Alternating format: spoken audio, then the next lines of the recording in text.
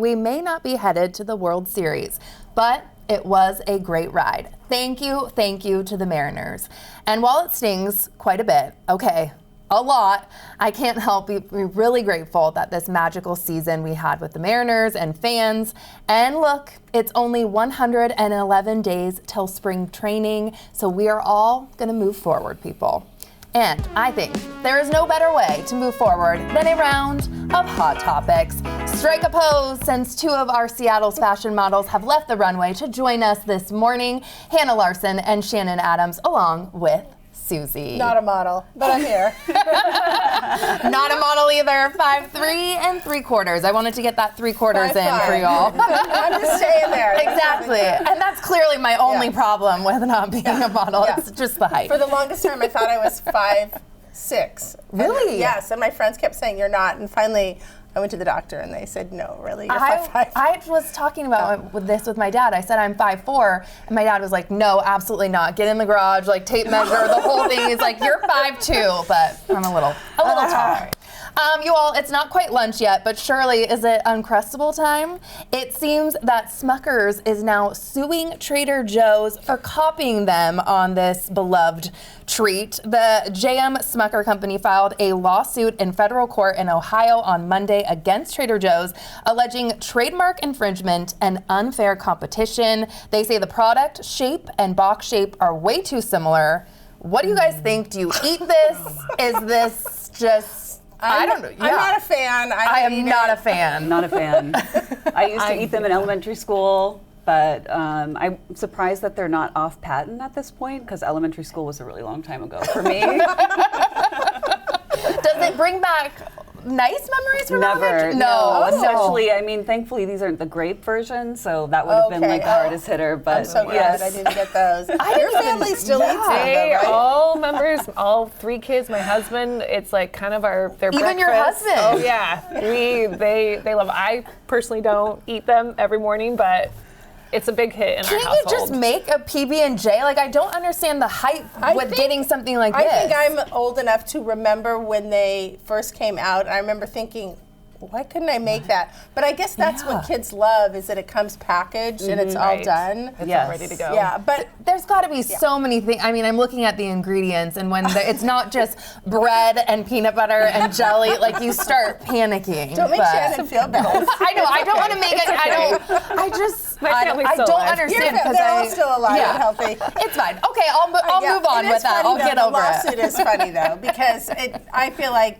there's lots of imitations on the market like that, right? Yeah. Well, especially at Trader Joe's as well. Yeah. So true. They're like kind of known for that. Yes. Right. Well, moving on, but I do want to continue talking about PB&J. Radio host Charlie Harger recently wrote a piece admitting that he only uses one knife when he makes a PB&J, and it's been putting some real stress on his marriage. So, y'all, is it a deal breaker to use one knife? So, like, let's think about this. You're making a PB&J, you're putting peanut butter on it, and then with the same knife, you dip that into the jelly. That's horrifying. And it's horrifying. To me.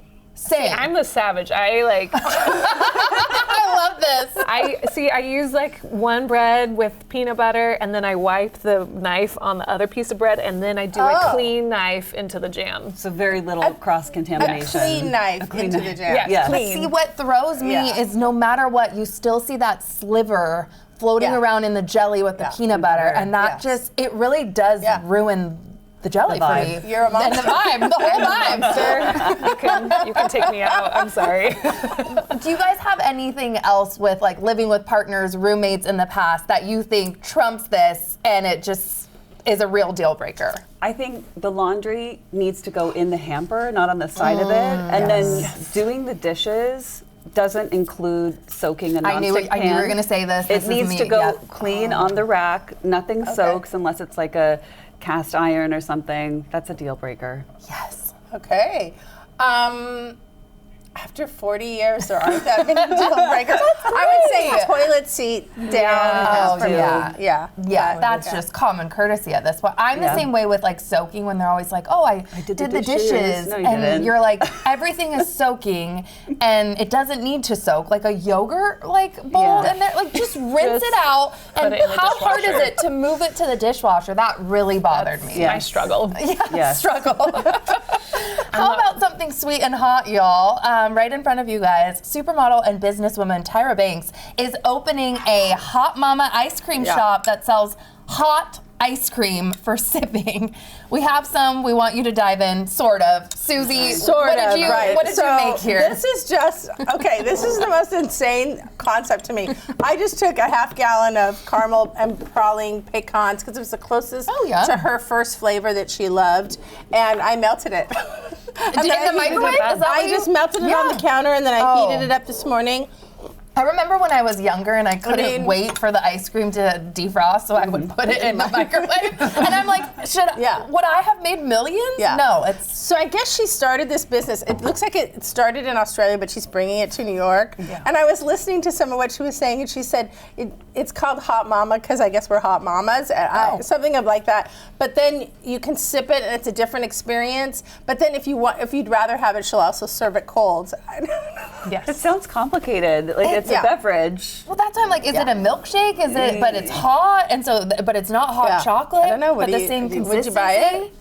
I mean, I would try it. I'd try it. I'd try it. We'll try anything. Yeah. Is it because Tyra Banks is involved? Did you think it helps when you have absolutely. a celebrity attached to a brand? Yeah, it definitely adds to the novelty. Certainly. Yeah. Oh, she's gonna make millions. She is gonna make millions, and all we're gonna do is melt that. She said we are talking about it. She said she came up with some patented formula or something where it's not just melted ice cream, but she spent a year in research. Well, and it's a conversation piece as well. True. It's like, Here we are. hot ice cream is an oxymoron, so we're all kind of perplexed by it. But I think she's getting the attention that she needs to start making sales. She's brilliant. Brilliant.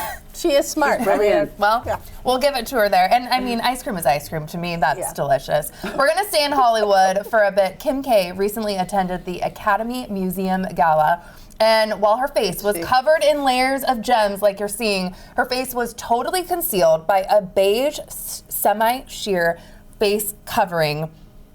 Makeup artists, I feel like, would be upset doing full glam just to have it covered up on the red carpet. Wow. Models, thoughts? It sounds like a nice break. Don't show your face. No glam. Sure, you don't have to worry about closing your eyes during a She picture or did do anything. full glam. She did. And hair. She flew in Mario, makeup by Mario, did her makeup, her hairstylist. But there was an unveil in the gala as I was reading. But I mean, personally, I think like the mask kind of adds to the drama. And, it does, go Kim. She did the look for the 2019 Met Gala. So I'm not surprised she had a mask. I mean, again, she loves us talking about her, and we're always talking about the Kardashians. Yeah. We're keeping up with the Kardashians. I just wonder if the unveil, they did all that, like you said, they flew people in and they did her makeup, but then after you're all sweaty under the thing, and then you unveil, it's kind of interesting. I don't know. I wonder if the makeup artists were like, hold on, I'd like a touch-up. Maybe Let me do a hydrating mist real quick. They set that with powder really well. Yeah. Oh my gosh. She was good. Okay, one more really fast. Hannah, I want to get to you because modeling is something Shannon and Hannah that you guys both do, but we hear a lot about AI and we're starting to see it in the modeling industry, but you have some concerns, Hannah. Well, I think as far as representation goes, models have worked really hard to build a more diverse sort of representation within the industry, and we're starting to use AI-generated images. You're taking jobs away from people, and people are not going to be getting paid for a path that they've been paving for a really long time. There's also just the concern of really unrealistic beauty standards, and while people could argue, Photoshop is involved and that's a very real concern, these images of, essentially non-existent people aren't labeled in any way, so. Love it. You guys, protein seems like everyone's talking about this. You need, 100 grams of protein a day, yada, yada, yada. Now they're even trying to apparently put it in our comfort foods. Pop-Tarts, protein Pop-Tarts is happening, and Doritos, protein Doritos. What is happening? What is happening? I don't reach for a Pop-Tart and think, wow, protein. Let me look at the grams in here. But I guess the marketing on it, that's what I wanted to say. It does like make you think like, oh, great, like there was like protein popcorn and I was like, oh, absolutely, I need to hit a certain number. This is healthy. So I think the marketing ploys could be good. There's 2 grams of protein in a serving of Doritos, which I didn't even know. I mean, More that's than pretty good. And we I all think they're going to go to 5 to 7 when they come out in November. Oh, that's not I even a don't- big jump. No, but why come for this food? I mean, this is a pretty perfect food when it's time to eat it.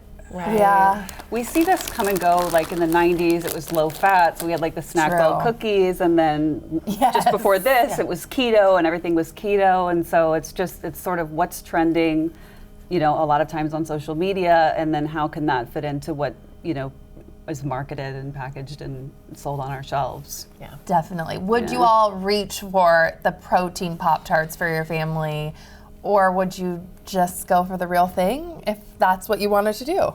I'd probably just go for the real thing. Yeah. Based on my thing. children's palates. But Yes. The real question is, do you eat them straight out of the package or do you have to toast them? Oh, no, I don't want to toast it. I just want it cold. I'm a toaster. What? You've got to toast it. You have to Oh, toast I'm alone. If anyone out there is with me, thank you. it.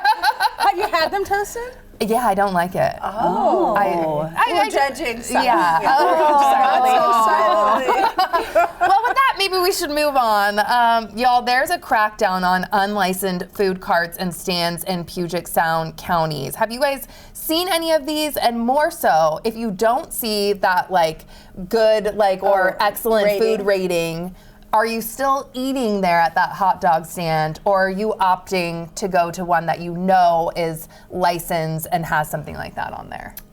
We're going. No matter what. No matter what. I think especially if it's cooked, Yeah. cooked food. Right. Yeah. You can't mess up a hot dog, right? Like a Seattle dog? I mean, I wouldn't think so. I'm going. I grew Yeah. up in San Diego going to Tijuana, and flies were buzzing, and those were great tacos. Yes. I just, I'm all in. I'm all in on that too. And with all the games and everything happening lately, I feel like there's more and more popping up. So I'm just gonna trust the mom and pop that's making me a delicious. But would you take your kids?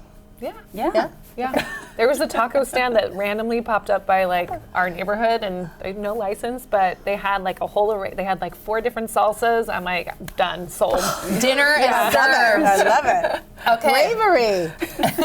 Thank you It was for your good. It service. was really good, by the way. I have an iron stomach, so I'm just not really concerned about myself right now. Bigfoot is what we're talking about next. A new survey says Washington ranks #1 in most likely places to spot him, followed by West Virginia at #2 and Oregon at #3. From the reported sightings alone, 1 in 11,000 Washingtonians will see the big-footed guy. The most recent Washington Bigfoot sighting was apparently June 2025 by the Wenatchee River. Washington's dense forest coverage and average temperature give it a Sasquatch edge. Why do we love this guy so much, or do you just not care? Susie? I mean, he's cute. I'm still in the myth category Yeah. for me. Yeah. I like the lore. I like the lore. Yeah, I'm with that. I personally haven't seen him. No. I don't think Nor have anybody I. here has. No. don't I am think not we're one of the 11,000 either. I'm not either. I keep looking at One that in statistic 11,000 to be is like, it's 11,038 Washingtonians will see the big-footed guy, 1 in. Wow. And I just can't. How do they know? Like the most recent sighting, was it just John Smith near the Wenatchee River saw saying him. that he Saw saw it. them? Yeah. Like I just, And then when we actually find him, or is there only one? But hasn't he procreated by now? I don't. You would think. Is Is he it just alone? a guy dressed up, or a woman dressed Yeah, up that's true. Right. as Really. Bigfoot, Spooking just running people. around to have a Yeah. little fun? Probably. I mean, It's all possible. Yes. Okay, I want to get to our last topic today before we all leave. There was a shocking daylight robbery at the Louvre a few days ago. I'm shocked that it was during 9:30 daytime. in the morning. 9:30? Oh my goodness. What do you all think about this? It was very calculated. They obviously calculated the height of the ladder and had used that before. I think it's it's sad but very chic that they got away on mopeds. That is chic. Very That's a word chic. for Yeah, it. I like that. Yes, and I mean, it's more difficult to get like a deodorant at CVS than these jewels were. Yeah, so I 'cause they're think locked it's up. putting Yeah. a lot of Yeah. museums on high guard, and just the vulnerability of things in museums are going to be. Do we have any information yet on? I don't think they know. They found some of the jewels in the bushes. I think it's also Yes. funny. I saw something about how we always knew France had a better work-life balance than we do, but their robberies are at 9:30 in the morning. Like they're not overnight because they're sleeping. Yeah, good It's a point. statement. It's a statement. Yeah. I feel like it might be an inside job when you're saying that everything happens so meticulously with the ladder. Is this an inside job? They would have to know like what type of glass was being used and like to Yeah. have the tools to break it and to be able to exit and get away. I mean, this was a very calculated heist. I wish I'd been there.